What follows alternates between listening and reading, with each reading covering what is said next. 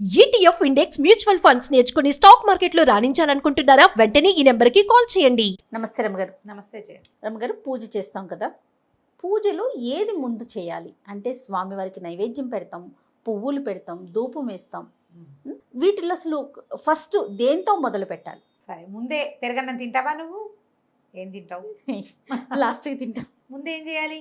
కంచం పెట్టాలి, గ్లాస్ పెట్టాలి, గ్లాస్లో నీళ్ళు పోయాలి, కంచంలో ఏదైనా ఓ పప్పు కూరో పులుసో ఏదైనా ఒక్కొక్క పూత వేసి అప్పుడు అన్నం పెట్టుకోవాలి.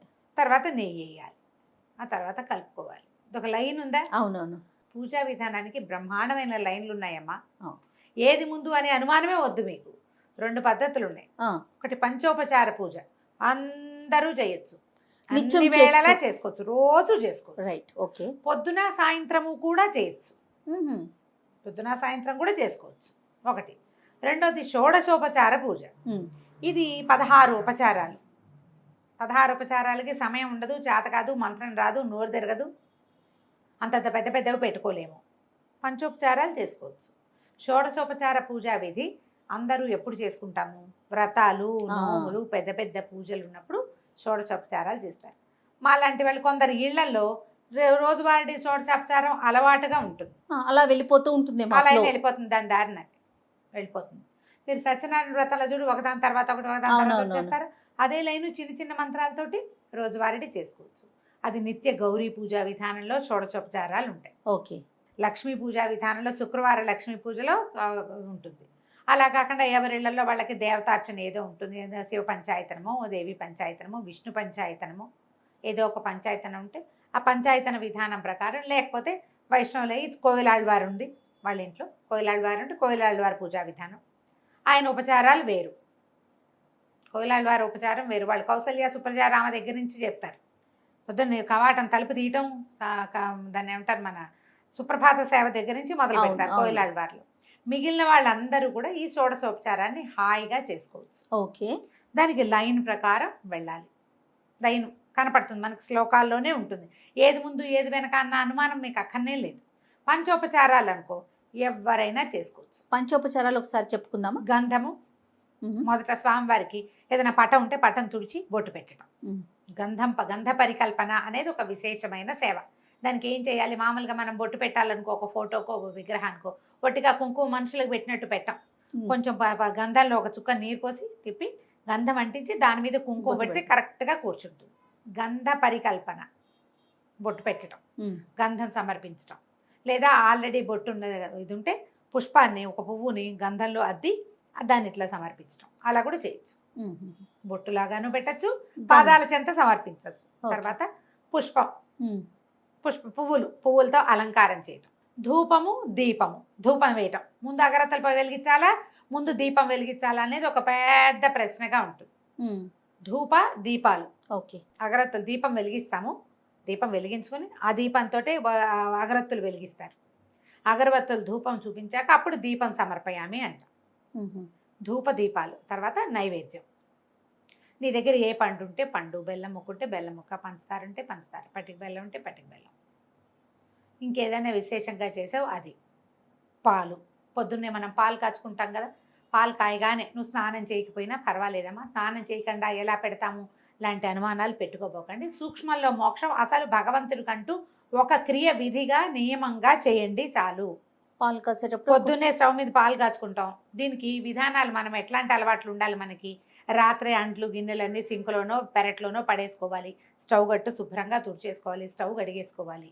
పొద్దున్న లేవగానే పళ్ళుతోకొచ్చి స్టవ్ మీద పాలు పెడతావు. పాలు పెట్టావు, స్నానం చేసి పెడతావో చేయకుండా పెడతావో నీ చేత వచ్చినట్టు పెట్టుకో. ఒక దేవుడి కోసం ఒక గిన్నో గ్లాసో రోజువారీ మనం ఎంగిల్ చేసేది, రోజు మనం టీ తాగేది కాకుండా దేవుడికని ప్రత్యేకంగా ఒక కప్పు పెట్టు. దానికి ఒక నిర్ణీత స్థానం ఒకటి పెట్టుకో గట్టు మీద. ఇక దాన్ని ముట్టుకోవు, కదపవు. నువ్వు స్నానం చేసేదాకా దాన్ని ముట్టుకునే పని లేదు. రాత్రి తోము అక్కడ పెట్టు, లేదా పొద్దున్న లేవగానే తోమి శుభ్రంగా తుడిచేసి తడి లేకుండా అక్కడ పెట్టు. ఈ వేడివేడి పాలు పొంగినాయిగా, పొంగిన పాలని ఎత్తా గిన్నెలో పోయి, ఈ మిగిలిన పాలు నీ దారిని వాడుకో. తొలి పాలు తీసి పక్క పెట్టావు దేవుడికి నువ్వు. ఈ నియమం అలవరుచుకోండి దేవుడి కోసం. మీరు వాడేసుకున్న దాంట్లో నుంచి పాలు పెట్టద్దు. మీ శ్రద్ధ, దీన్ని ఏమంటాం మనం, ఎందుకు పెట్టకూడదు, అది ఎంగిలా అని నువ్వు ప్రశ్నించకూడదు. శ్రద్ధ, నీ శ్రద్ధ నువ్వు చూపించవలసింది అది. నీ కోసం తెల్లవారు నిద్ర లేవగానే 9ంటికి చేసే పూజ కోసం 6ంటికి నిద్ర లేచిన వాడు కూడా 9 పూజకి నైవేద్యానికి పాలు కావాలి అని ఊహొంది చూసావా? దాని మీద నీకు నియమం ఉంది చూడు. ఎవ్రీడే నువ్వు అలాగే చేస్తావు, మీ ఆయనకి అదే నేర్పిస్తావు, మీ అత్తగారు ఉంటే ఆవిడ అదే చేస్తుంది, నీ పిల్లలు పాలు కాస్తే వాడు కూడా అదే చేస్తాడు. నువ్వు ఎన్ని తరాలని సెట్ చేసావు, ఎన్ని తరాల శ్రద్ధని భగవంతుని ఎందుకు సమర్పించావు, అది ఇంపార్టెంట్. పక్కన పెట్టు. ఎంత చక్కగా ఉందో రమ్మగారు ఆలోచన విధానం, చేస్తే సరిపో. చాలా బాగుందండి.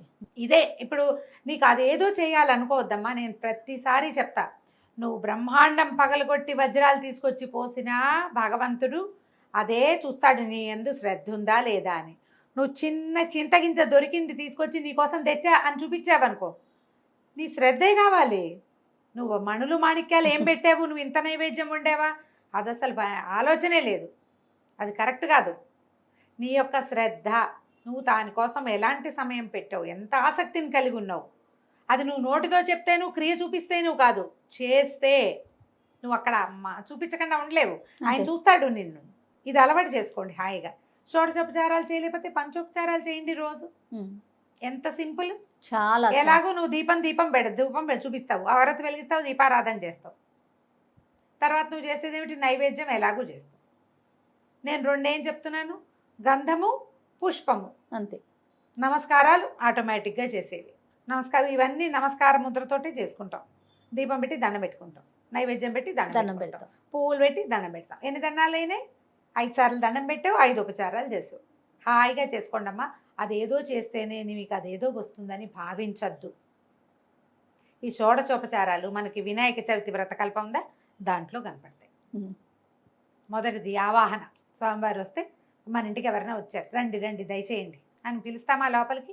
ఆవాహన చేయటువంటి మన ఇంట్లో ఉన్న ప్రతిమా విశేషంలో లేదా ఫోటోల్లోనో భగవంతుని, అయ్యా నువ్వు ఇక్కడ ఉండు మాతో పాటు అని చెప్పి ఆయన పిలవటం. ఓకే.